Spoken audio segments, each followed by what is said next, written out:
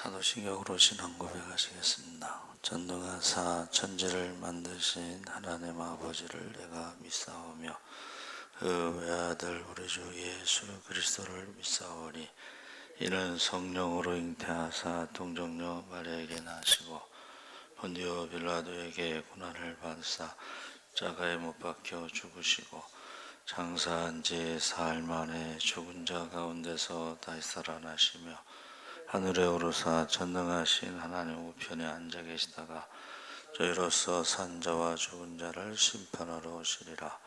성령을 믿사오며 거룩한 공회와 성도가 서로 교통하는 것과 죄를 사하여 주시는 것과 몸이 다시 사는 것과 영원히 사는 것을 믿사옵나이다. 아멘. 찬송가 365장 찬송하시겠습니다.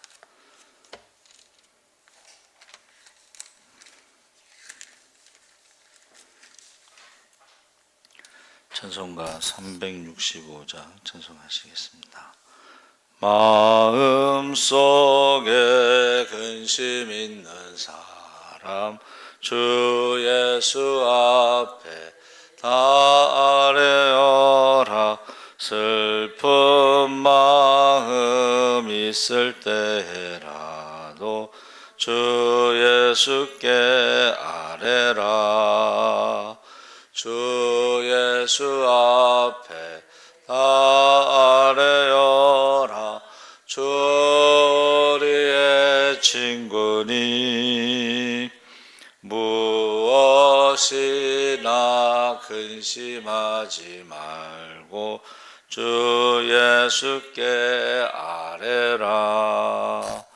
눈물 나며 깊은 한숨 쉴 때 주 예수 앞에 다 아뢰어라. 은밀한 죄 내게 있더라도 주 예수께 아뢰라. 주 예수 앞에 다 아뢰어라. 주 우리의 친구니 무엇이나 근심하지 말고 주 예수께 아뢰라. 외로움과 두려움 있을 때 주 예수 앞에 다 아뢰어라. 내일 일을 염려하지 말고 주 예수께 아뢰라. 주 예수 앞에 다 아뢰어라. 주 우리의 친구니 무엇이나 근심하지 말고 주 예수께 아뢰라. 죽음 앞에 겁을 내는 자여 주 예수 앞에 다 아뢰어라. 하늘나라 바라보는 자여 주 예수께 아뢰라. 주 예수 앞에 다 아뢰어라. 주 우리의 친구니 무엇이나 근심하지 말고 주 예수께 아뢰라. 아멘. 하나님 말씀은 시편 90편 12절에서 17절까지 말씀을 보겠습니다. 구약성경 870쪽에 있습니다. 시편 90편 12절에서 17절까지 우리 다 같이 읽겠습니다.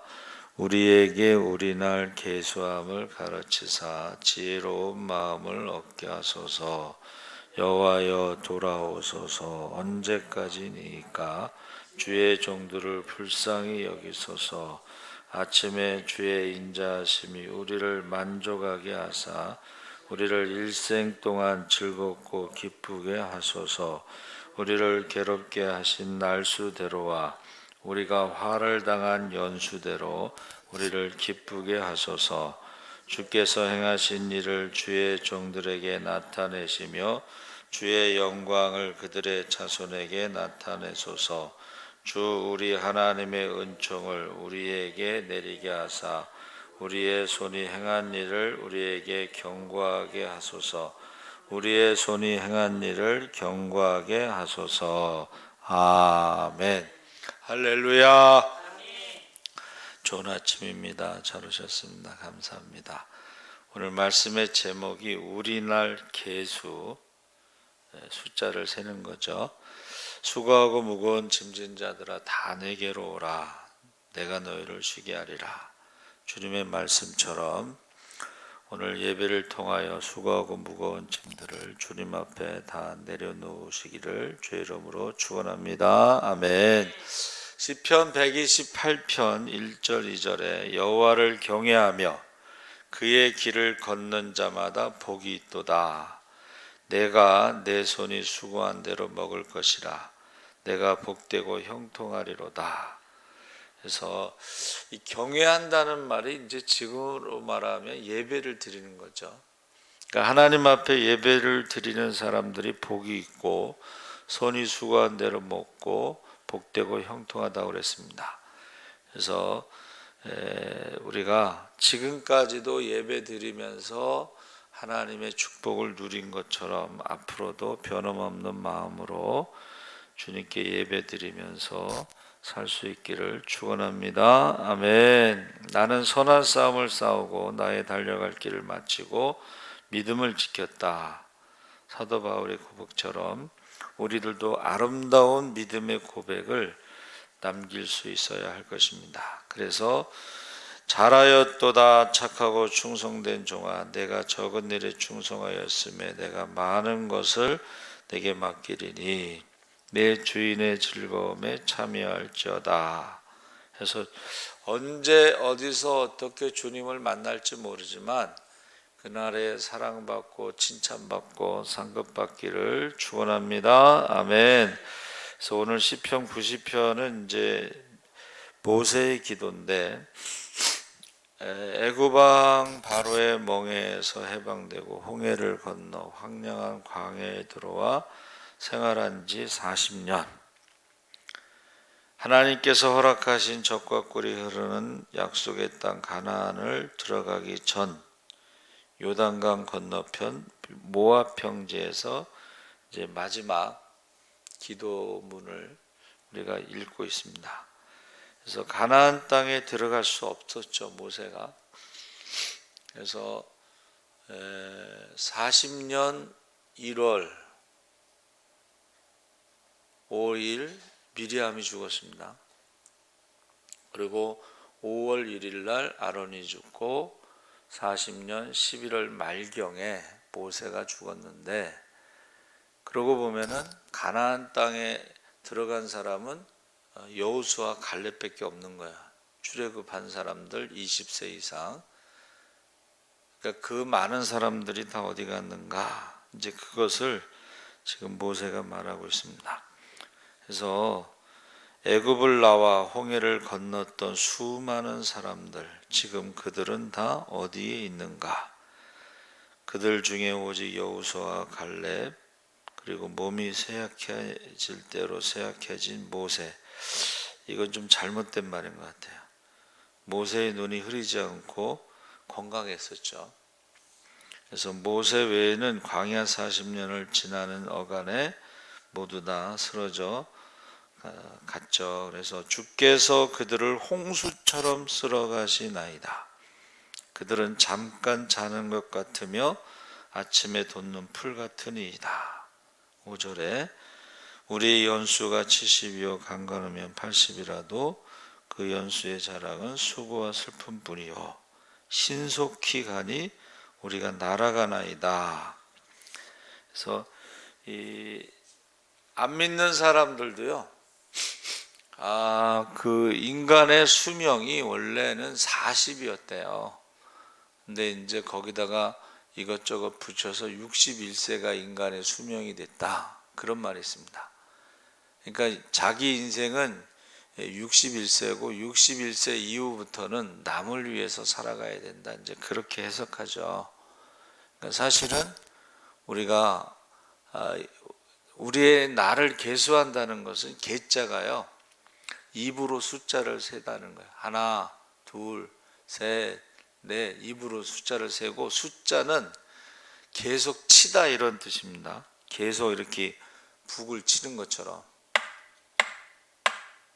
그러면서 숫자를 세는 거예요. 계속 입으로 하나, 둘, 셋, 넷, 다섯, 여섯. 그러면 안 믿는 사람들도 61세까지가 자기의 하나님이 주신 수명으로 보고 61세 이후부터는 이제 남을 위해서 살아가야 된다.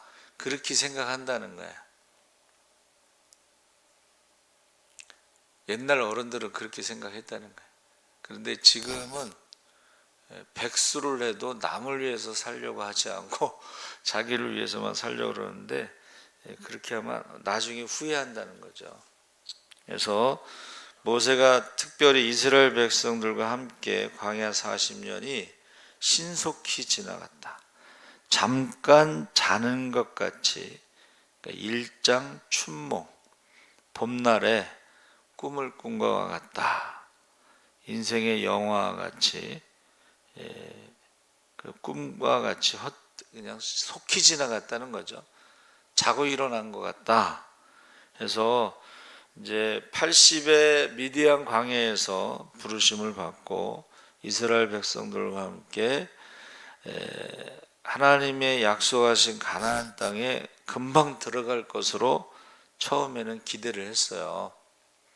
왜냐하면 애굽의 그 람셋, 고센 그쪽에서 출발하면 10하루길 뭐 이렇게 이야기하죠.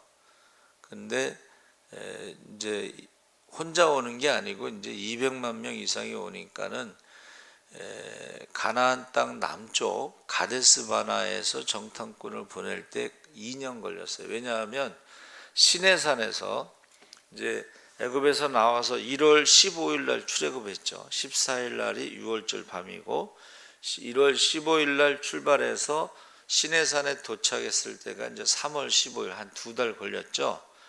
거기서 11개월 며칠 동안에 율법 받고 성막 건축하는데 6개월 걸리고 제사 제도를 정비하고 군대 조직을 인구조사하고 출발할 때가 이제 11개월이 지났어요. 그러니까 11개월, 시내산까지 2개월, 그럼 벌써 1년이 넘었잖아요. 그렇죠? 그래서 한 10개월 정도, 11개월 정도 이제 가데스 바나까지 도착한 거예요. 근데 정탐꾼들이 가서 40일 동안 정탐을 했는데 각 지파에서 한 명씩 대표 선수가 나와서 12명이 갔는데 그 중에 10명이 이제 그들은 아낙 자손, 네피림, 거인족이고 우리는 그들이 보기에 메뚜기와 같다. 그들의 땅은 사람을 삼키는 땅, 다시 말하면 비옥한 땅이기 때문에 전쟁이 많이 일어나서 사람들이 많이 죽는 곳이다 하고 밤새도록 원망하고 울고 불고 하면서 애굽으로 돌아가자. 광야에서 죽었더라면. 그래서 하나님께서 하루를 1년으로 계산해서 이제 40년 동안 너희가 광야에서 다 죽을 것이다. 그래서 40년이 지나간 거죠. 그러니까 여러분, 광야에서 40년 산다는 것은 이거는 굉장히 힘든 거예요. 그렇죠?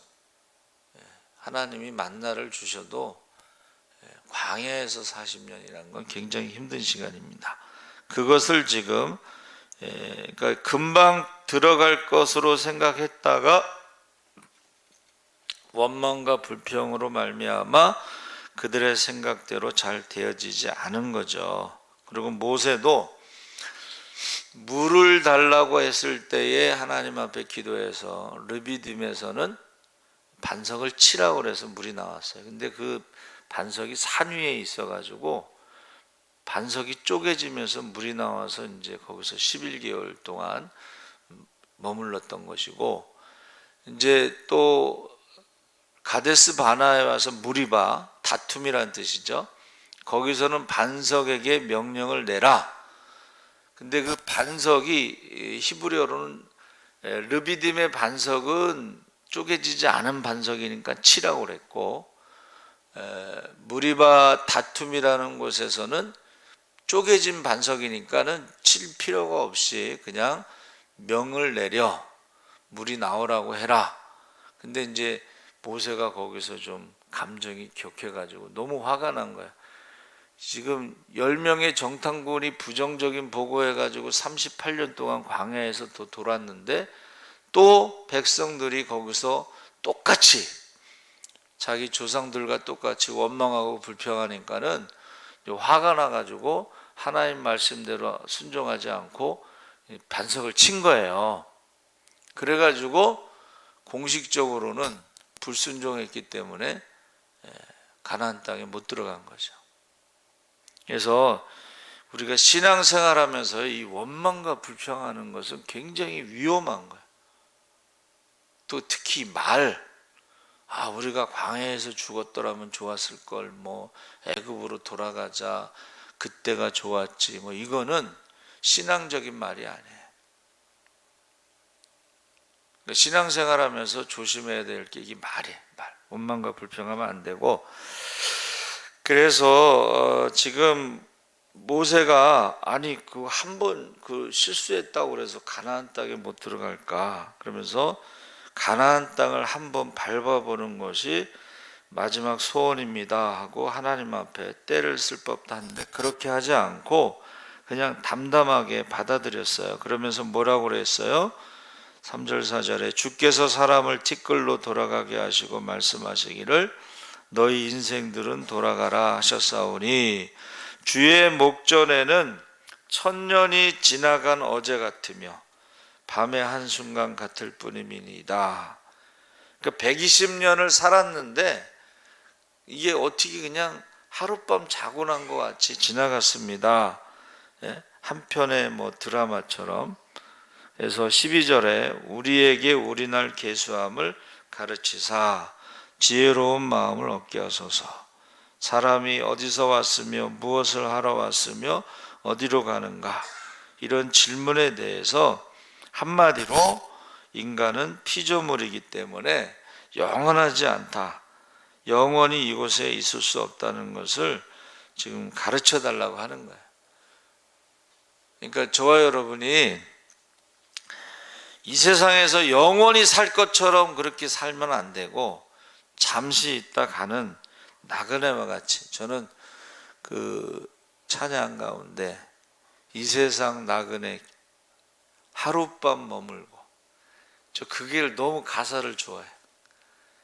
이 세상에서 나그네로 왔는데 하룻밤 머물고 가는 거야. 그러니까 우리가 여행을 가서 하룻밤 머물고, 아무리 거기가 좋아도 거기서 영원히 사는 게 아니고 그냥 하룻밤 머물고 오는 거예요. 그래서 여러분 너무 많이 여행 갈 때 짐을 가지고 가면 그게 여행이 힘들어져요. 가장 간편하게 하고 가는 게 좋아요. 그래서 저와 여러분이 모세가 120년을 살았어도 하룻밤 같다. 그래서 우리날 계수함을 가르치사 지혜로운 마음을 얻게 하소서. 그래서 주여 주는 대대에 우리의 거처가 되셨나이다. 산이 생기기 전 땅과 세계도 주께서 조성하기 전 곧 영원부터 영원까지 주는 하나님이십니다. 그러니까 하나님만이 영원하시다 하는 것을 고백하고, 우리는 잠시 있다 사라지는 안개와 같고 풀과 같고 너희 인생들은 티끌로 돌아가라 말씀하시면 우리는 티끌로 돌아갈 수밖에 없는 존재입니다. 그래서 이사야 선지자 2장 22절에 너희는 인생을 의지하지 말라 그의 호흡은 코에 있나니 샘할 가치가 어디 있느냐. 솔로몬은 흙은 여전히 땅으로 돌아가고 영은 그것을 주신 하나님께로 돌아가기 전에 하나님을 창조주를 기억하라. 전도서에 나오는 말씀이죠. 그러니까 우리가 여러분 우리가 장례식에 가면은 이제 이렇게 벽제 같은 데 가면 이제 화구에 들어가서 그 전에는 이렇게 쇠 절구 공이로 쪘어요 사람이. 근데 요새는 믹서기 같은 걸로 갈아버리죠. 그러면은 딱 한 주먹밖에 안 돼요. 근데 그 전에는 이제 신문지에 싸가지고 서류봉투 있죠. 거기다 이렇게 넣어줬어요. 그럼 그걸 딱 받으면 따뜻해요. 근데 그것을 이제 가난한 사람들은 어떻게 해요? 강이나 바다나 뭐 산 이런 데 갖다 뿌려버리죠. 그래서 티끌이라는 말, 먼지라는 말. 그러니까 아담이 흙에서 지음을 받았을 때 그 흙이라는 말이 먼지, 티끌 뭐 이런 뜻이 있는 거예요. 그래서 그걸 생각하면서 우리가 살아야 되는데 결국은 인생에 있어서 마무리를 잘해야 끝이 좋아야 한다.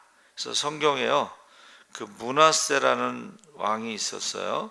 히스기야가 아버지인데 히스기야는 종교개혁을 했는데 므낫세는 아주 우상만 섬긴 거예요. 55년 동안. 그러니까 히스기야 왕이 헐어버린 산당을 다시 세우고 바알들을 위해서 제단을 쌓고 아세라 목상을 만들고 하늘의 일월 성신을 경배하고 흰놈의 아들 골짜기에서 아들들을 불 가운데 지나가게 하고 점치고 사슬과 요술을 행하고 신접한 자와 박수를 신음해서 여호와 보시기에 악을 많이 행해서 하나님의 진노로 결국 포로로 잡혀갑니다. 아수르로 하여금 므낫세 왕을 치게 하고 아수르 왕의 군사들이 므낫세를 사로잡고 쇠사슬로 결박해서 끌고 가죠. 바벨론 지역으로. 근데 그때 므낫세가 거기서 하나님 앞에 겸손하게 엎드려 기도하면서 회개합니다. 그러면서 하나님께서 그의 간구를 들으시고 예루살렘에 돌아와서 왕위에 앉아서 그제서야 여호와께서 하나님이신 줄을 믿게 되었다. 그래서 이방 신들의 여호와의 전의 우상을 제거하고 여호와의 전을 건축한 산에서 예루살렘에 쌓은 모든 제단들을 다 성 밖에 던지고 여호와의 제단을 보수하고 화목제와 감사제를 그 제단 위에 드리고 백성들에게 이스라엘의 하나님 여호와를 섬기라 명령했습니다.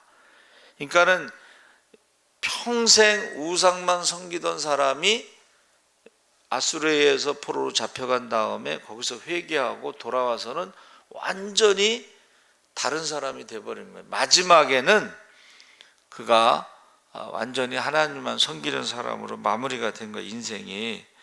그래서 14절 15절에 보니까 아침에 주의 인자하심이 우리를 만족하게 하사 우리를 일생 동안 즐겁고 기쁘게 하소서. 우리를 괴롭게 하신 날수 광야 40년, 우리가 화를 당한 연수대로 광야 40년을 우리를 기쁘게 하소서. 그래서 모세도 그렇고 요셉도 애굽에 내려갔을 때 그 고난의 시간을 보냈죠. 근데 하나님께서 그것을 보상해 주셨다는 거예요. 30년까지는 고난의 세월을 보내고 요셉도 30세에 이제 30세에 애굽의 총리가 돼서 보상해 주고, 야곱도 130년의 인생의 길에 굉장히 힘들게 살았습니다 했지만 마지막에는 이제 애굽에 가서 총리의 아버지로, 그가 죽었을 때에 국장으로 치렀잖아요. 그렇죠? 그러니까 우리가 우리날 계수함을 가르치소서 지혜로운 마음을 주소서, 이 말은 그 마지막을 준비를 잘 해야지 된다. 마지막. 그러니까 힘들게 살아왔지만 그들이 그 힘든 세월 동안에 하나님 앞에 겸손하게 기도하고 하나님을 의지하고 그러면서 하나님께서 그들의 마지막을 보상해 주셨다, 이렇게 보십니다. 그래서 사실은 우리 자녀들이 믿지 않으면 이게 장례식 때요, 평생 예수를 믿었는데 장례식 때 기독교식으로 안 하는 경우가 있어요. 그러면 참 당황스러워요. 민망하기도 하고. 그게 자녀들이 믿음이 없어도 부모님이 신앙생활을 했으면 기독교식으로 장례하는 게 그게 효도인데 그게 욕먹이는 거거든.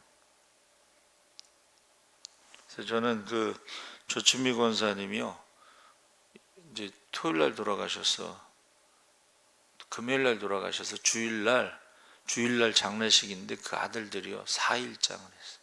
월요일날. 너무 고맙더라고.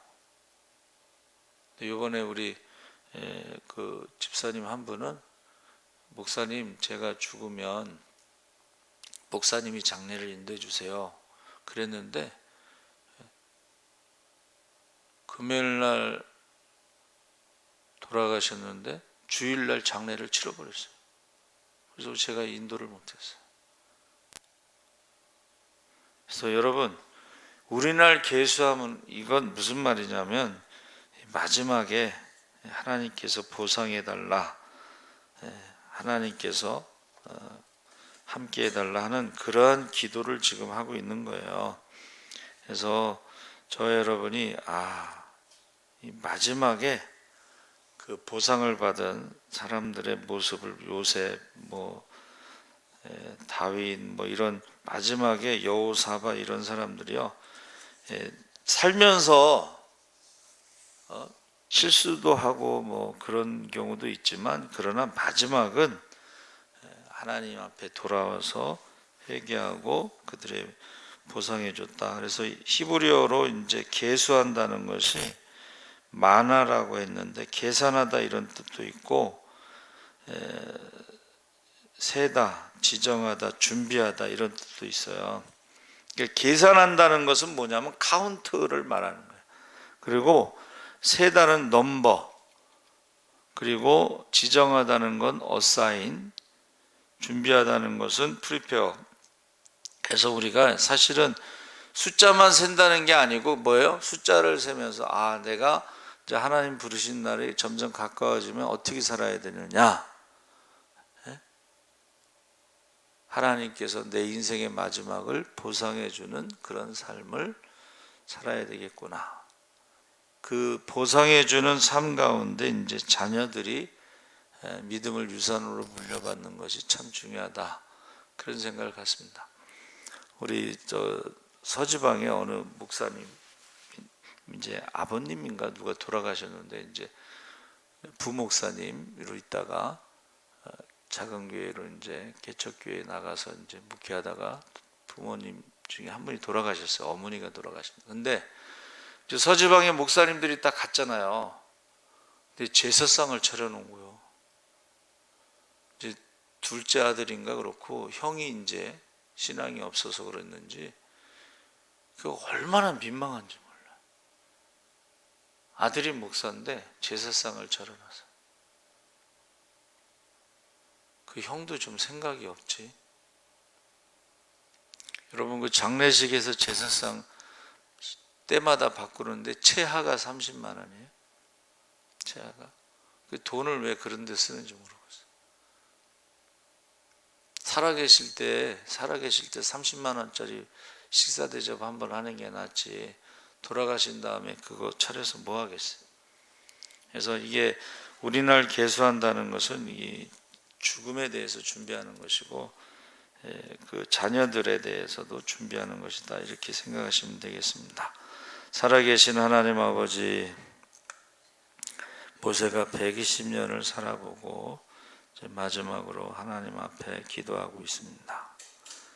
우리날 계수할 수 있는 것을 가르쳐 주시고 지혜로운 마음을 주시어서 마지막 때 마무리가 잘 될 수 있도록 우리 자녀들이 믿음으로 살아갈 수 있도록 하나님께서 함께하여 주시옵소서.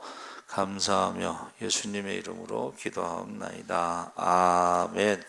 하늘에 계신 우리 아버지여, 이름이 거룩히 여김을 받으시오며 나라의 임하옵시며 뜻이 하늘에서 이룬 것 같이 땅에서도 이루어지이다. 오늘날 우리에게 일용할 양식을 주옵시고 우리가 우리에게 죄 지은 자를 사하여